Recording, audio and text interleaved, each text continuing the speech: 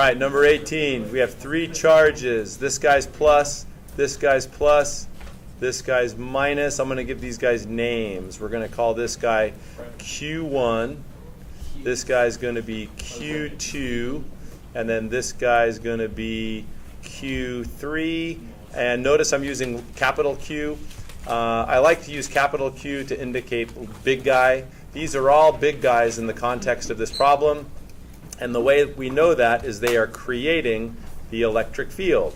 So the point we're being asked to focus on, we're being asked to focus right here, which is 1 centimeter, what do they say at a point? 1 centimeter to the left of the middle charge. So this is the point where we're trying to find the total electric field from the three charges. And the first thing to do, it's like doing a free body diagram. You got to think about which way the electric fields are pointing. So starting with charge number 1, it's a big positive. So electric field, oops, wrong way. Big positive. Electric fields are going out. Electric fields go out from big positive. So at the point we're focusing on, which way is the electric field going? It's going out to the right. So at the point right here, I'm just going to draw an arrow pointing to the right, and I'm going to label this E1. Here, let me make some more room. Scoot these out of the way. I'm going to grab these charges. Just kind of scoot them up a little bit.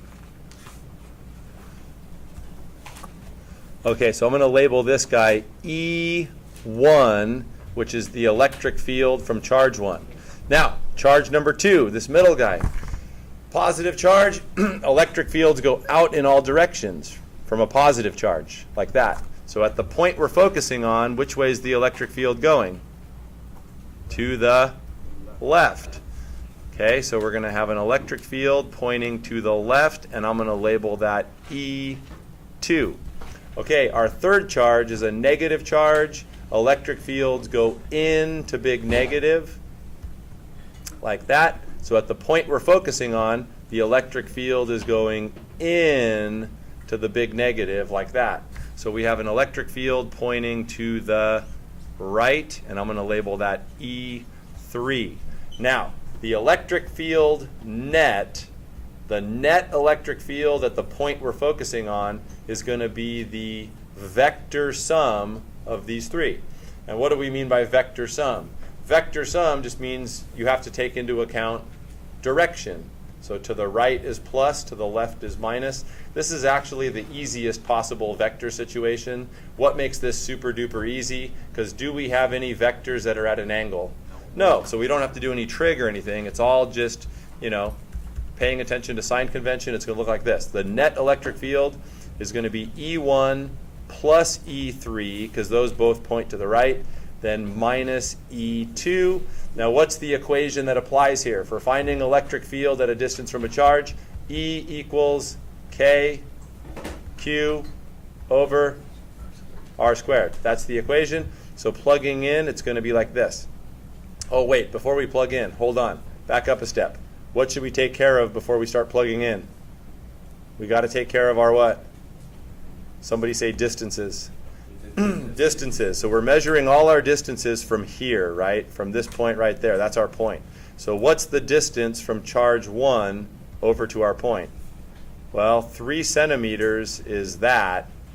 And then they told us that this distance in here, they said that this is 1 centimeter. So what is the distance for charge 1? This must be 2 centimeters, which is 0.02 meters. So that's that distance. That's the distance for charge 1.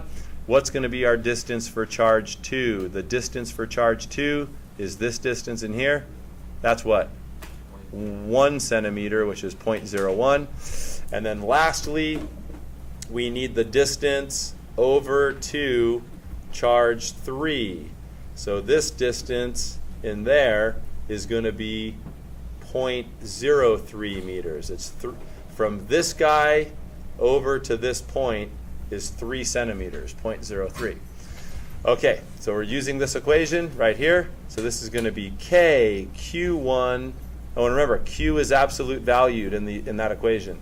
KQ1 over, let's just call this R1 squared plus KQ3 over R3 squared minus KQ2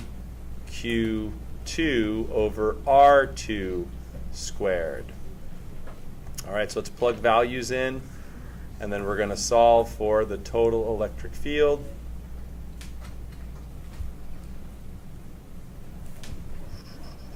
Okay, so plugging into this, let's factor out a K. So E net, the net electric field, you factor the K out, it's going to be Q1. So let's plug the values in. So what's Q1?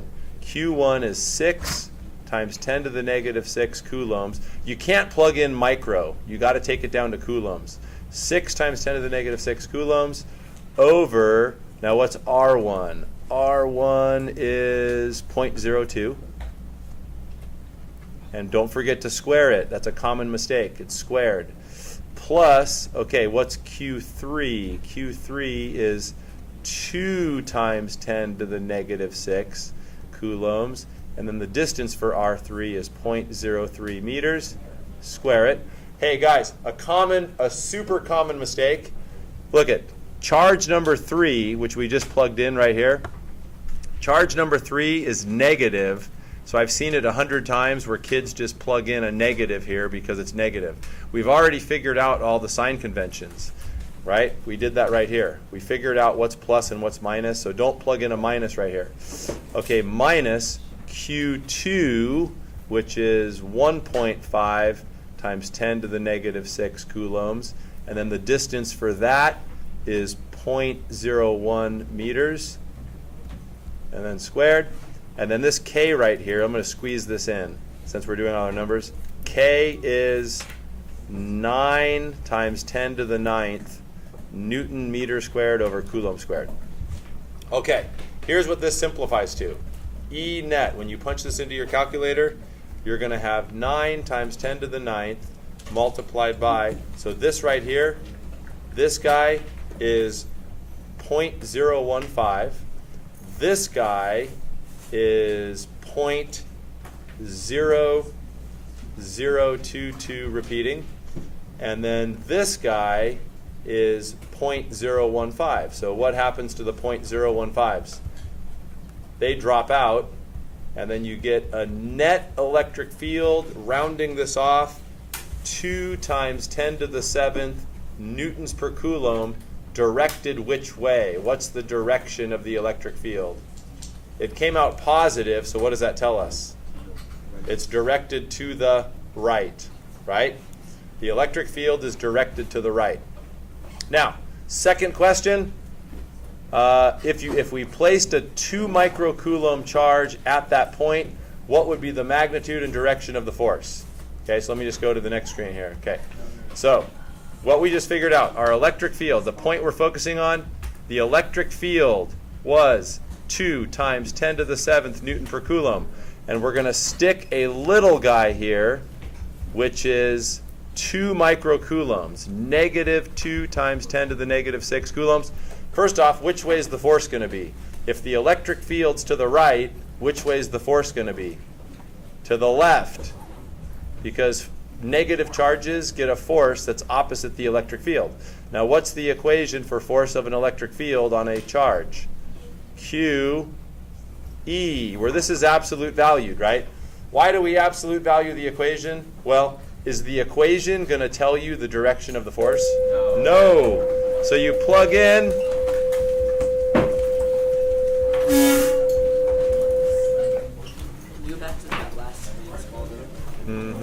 And then we get roughly 40 newtons. And it's directed to the left.